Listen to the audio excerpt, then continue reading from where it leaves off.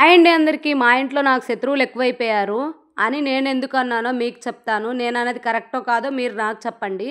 ఏమైంది అంటే, మా డ్యాడీ నన్ను చిన్నప్పటి నుంచి ఒక్కసారి గూడా కొట్టింది లేదు, తిట్టింది లేదు. కానీ మా పిల్లలు పుట్టిన దగ్గర నుంచి వాళ్ళకి ఫుడ్ పెట్టే విషయంలో ప్రతిసారి తిడతారు. "నువ్వేం కూర వండావని ప్రేమగా అమ్మ అని ఫోన్ చేసి అడుగుతారు. ఇలా వండా డ్యాడీ అంటే చాలు ఇంకా తిన్నగా అన్నం కూరలు వండడమే రాదా అన్నట్టు పద్దాకడ రైసులు చేస్తావేంటి" అని చెప్పేసి మా డ్యాడీ అరుస్తాడు. మా అమ్మ అయితే ఇంక మా అమ్మ ఇష్టం, మా అమ్మకి ఇష్టం వచ్చినట్టు తిట్టి పెట్టేస్తది.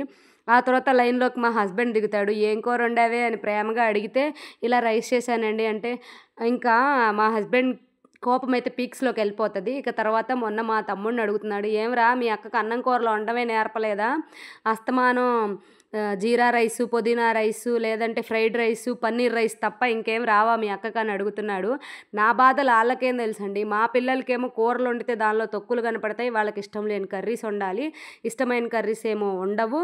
ఆళ్ళకి ప్రపంచంలో అన్నిటికంటే ఇష్టమైనవి ఈ రైసెస్ మాత్రమే.